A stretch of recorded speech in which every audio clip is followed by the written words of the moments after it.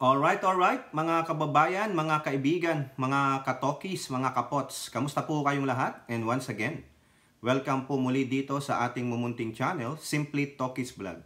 Tayo po'y magbibigay lang po ng maiksing komento, opinion at reaksyon sa mga mainit na usaping pang-politika sa ating bansa. No, pag-usapan natin mga kaibigan, itong pagkatalo muli ng inyong dating Pangulong Rodrigo Roa Duterte sa desisyon ng ICC na muling i-deny ang request nila na ma-interim release si Digong. Wala na po. Mukhang final na po yun kasi appeals na eh. Wala na po yan na aabot pa sa Supreme Court. Wala masigurong Supreme Court ang ICC, mga kababayan. Tribunal lang po yan. So wala na po yan. Talo na naman ang depensa ni Digong. Yung lawyer ni Digong hindi pa nakakaisa ng panalo sa lahat ng kanyang ginawang motion para po ma-release si Digong. Ginamit pa ang mental health ni Digong.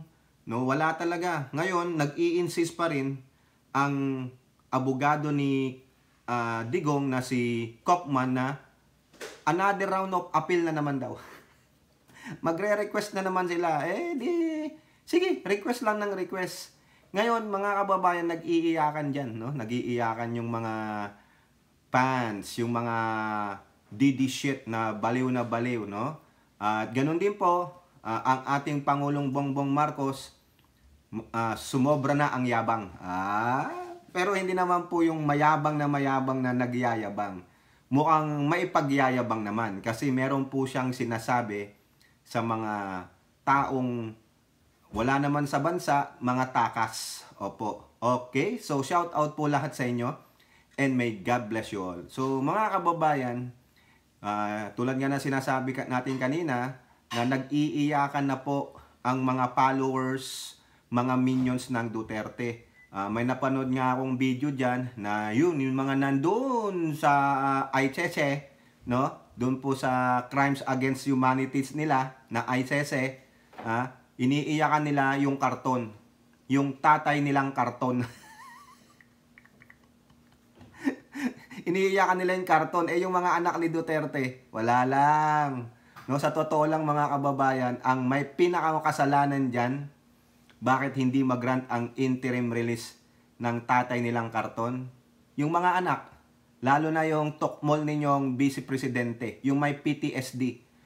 Si Putit, Tokmol, Saltik, Dutae, na Sara Duterte. Bakit? Kasi sa kakadaldal niya noon, na walang jurisdiction, kinidnap ang tatay niya, at yung worst, yung itakas na daw nila, i-escape nila yung tatay nila, lusubin daw yung ICC. Ayun, nagamit yung mga pananalita nila, laban sa kanila, ayun, yung tatay nila ngayon ang nagsasaper. Mga walang awa sa magulang, no? Mga sadistang mga anak ang mga kupal. Ngayon, isa po dyan sa nagluluksa, mga kababayan, ay walang iba kundi si Boy Silly. Yung magaling ninyong senator na si Senator Robin Hood Padilla, no? Nung nalaman niyang bokya na naman ang hiling na interim release ng tatay Digong niya na karton, sabi po dyan sa Abante TNT, Senator Robin nagluksa sa pagbasura sa interim release appeal ni Duterte. Ayan. Nagpahayag ng matinding kalungkutan si Senator Robin Padilla matapos hindi pagbigyan ng Appeals Chamber ng ICC ang apela ni dating Pangulong Digong para sa interest relief. Ito po yung sinasabi ni Robin Padilla, no, sa kanyang FB page. Nag-post si Padilla ng itim na background at isinulat ang mga salitang ang kalungkutan. Talagang malungkot naman yan kasi talo kayo eh. Di ba? Nakikisama na nga ako sa inyo. Nakikiluksa na nga ako sa inyo. Nakaitim na ako, mga kababayan. Pero sana nagdala na lang ako dito ng urn. Bring him urn. Bring him urn. Di kayo nagdala na lang ako ng balde ng ano dito. Sige, papadala ko na lang kayo ng isang balde ng biskwit.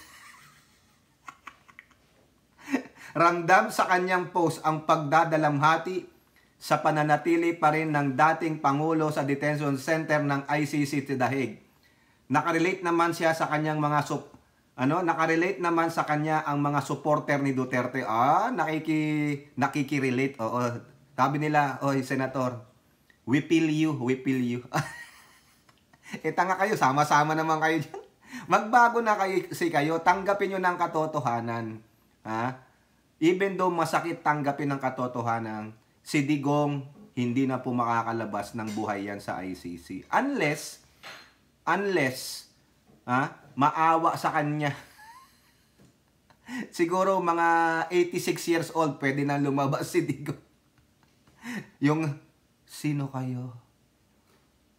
I don't know you." Hindi na makakilala. Ayun, baka pwede na.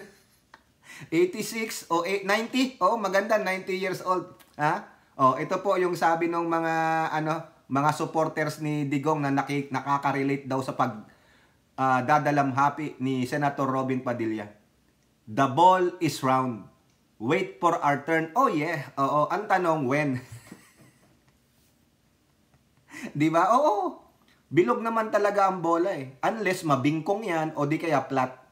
Oh, wait for your turn. Oo, ang tanong is when. We'll give you that. Oo, I'll give you that. Okay, wait for your turn. The question is, when is it? Kailan mo ako hahagkan, di ba? Yung awit ng E-Heads. Adilim ang iyong paligid, nakakulong ka pala sa ICC. Di ba? Baka nga mas maganda pa ang kulungan ni Digong kaysa sa inyo eh. Nanto ko oh. Ito pa isa. Wait for the revenge. Babawi tayo. Stay strong, Tatay D. O lalong makakasama ito. Ha? Lalong hindi aaprubahan yung next round of appeal ni Kaufman ng interim release. Ano na mga pananalita ninyo? Hindi nyo ba alam? Ha? Lahat ng mga pinopost ninyo ng mga maka-Duterte, ha? In relation to Digong and ICC, pinipick up po yan ng prosecutor. Oh, wait for the revenge? Maghihiganti kayo? O, paano na? Ang utak ninyo, mga bench pull kayo. No? Gusto nyo palaging, yung maghiganti. O yan, talagang hindi palalabasin yan. O, ang yayabang nyo, di ba? Sorry naman sa inyo, hindi na makakalabas yan. Unless, yung talagang, "Sino kayo? Mga anak ko ba kayo?" Nasaan ako? Oh, di ba? Oh, sabi niya, "Ibalik nyo na lang ako sa ICC." Di ba? O yan po nagluluksa po, hindi lang malamang si Robin Padilla dito. Lahat po ng mga panatiko, mga minions ni Dutae. Ha? Oh, sorry naman, ha? Good luck 10 years after, ha?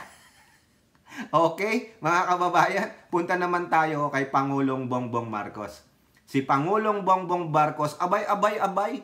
Ha? Yung mga previous vlog natin, sinasabi natin, lumalabas na ang tapang.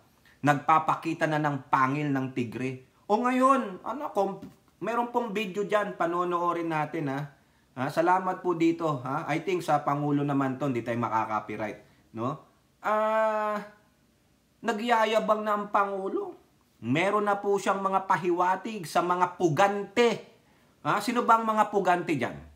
Tulad ni Harry Roque. O bakit pugante yan? May warrant to pares na yan eh. Tumakbo lang yan, tumakas, nag-backdoor. Oo. Si Elizalde ko, daldal rin ng daldal. Pugante. Ano po ang sabi ng Pangulo? Panoorin natin mga kababayan. No, ito po. Credit po ito sa nag-upload dito pero alam ko galing to sa Pangulo. Okay? O yan.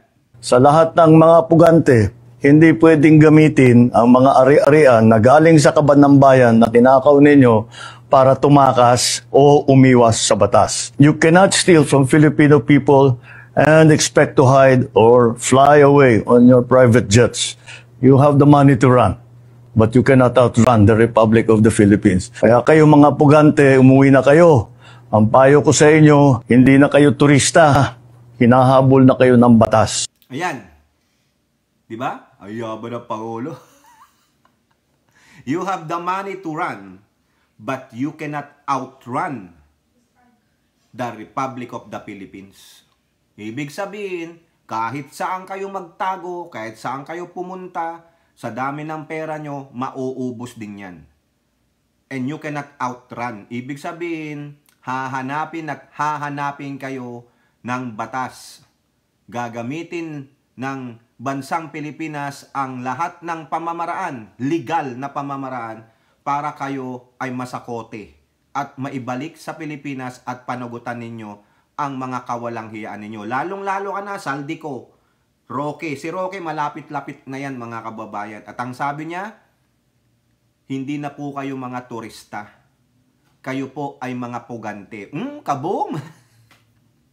Ang sakit ba tanggapin, ha, Harry Roque? Ha? Ang sakit ba tanggapin, Elizalde ko, kayong mga pugante dyan, yung mga tumakas. Ikaw bunuan. Ha? Ikaw bunuan, tumakas ka na rin eh. Ha? Meron pang tatakas sana dyan, mga kababayan, napigilan lang. Di ba? Kaya kudos po sa Pangulong Marcos. Ha? Tuloy lang, nakita nyo. Ha? Kung ito ang mastermind dito sa corruption na ito na sinasabi ng mga iba, bakit ganito? Bakit siya pang nagsiwalat? Sana hinayaan niya na lang, ha? Si Lisa Saldico at yung mga cohorts niya. Hindi niya na sinabi sa zona niya na mahiya naman kayo. Kung siya ang mastermind, kung alam niya sa kanya yan, in the end, siya ang ituturo ng mga ito, sasabihin niya pa ba yun? Hindi po eh. Diba? Ito, hindi tataka sa accountability. Pero yung mga amo ninyo, na tulad ng mga dutae, takbuhan sa accountability. Yung mga minions nila, takbuhan sa accountability. Kaya tama lang to. Magmayabang ang Pangulo, maipagyayabang naman. Masakit man tanggapin, pero totoo po eh. Kaya totoo po yung sinasabi na yung idiom na the truth will set you free. The truth will set you free even though it hurts. Di ba? Masaktan na masaktan, mapikon na mapikon, pero totoo po ang sinasabi ng Pangulo. You can run, but you cannot outrun the Republic of the Philippines. Yes, you have the money, but you stole it from the coffers of the country. Hindi na po kayo mga turista, mga pugante na po kayo. Ay umaayon po ako sa Pangulo. Sige, tuloy lang Pangulo. Hanggat tama ang ginagawa mo, hanggat tama ang proseso ng paghuli sa mga kawatan ng bayan, sasang-ayon ako sa iyo. Okay, hanggang sa lahat sila maubos, matakot ng magnakaw. No? Okay lang sana yung hindi maiiwasan talagang kupit eh. Pero kung may napapakita namang resulta, di ba? Halimbawa, farm to market roads. Nagawa, maayos, hindi substandard, napapakinabagan. Okay na yon. Mga cold storage na gumagana, fully functional, nakikinabang ang mga farmers at iba pa.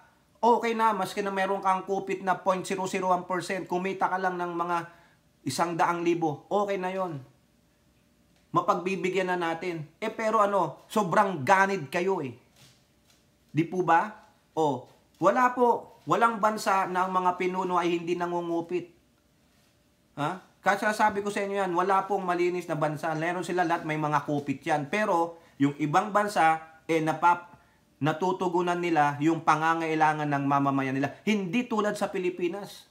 Pinondohan mo ng bilyon, nasaan yung proyekto? Goes, wala. Pinondohan mo yung proyekto, yung pala substandard. Nadaanan lang ng 1 pison, wasak na. Diba? Tapos, ang ganda-ganda naman ng kalsada, bubutasin, dahilan? Eleksyon na naman po eh. Ay, baka December na po eh, kailangan ng pera, pamigay. Diba? Kita-kita lang. Kaya ito, agree ako sa Pangulo. Hindi na kayo mga turista. Ito, pag si Elizalde ko, makita ko talaga dito yan sa San Diego. Papahuli ko yan, tatawag ako ng 911. Ipapahuli ko yan sa immigration. Alright, mga kababayan, kayo po, ano po yung masasabi? Comment down below and don't forget to like and share. Hope to see you in the next videos. Bye-bye. God bless.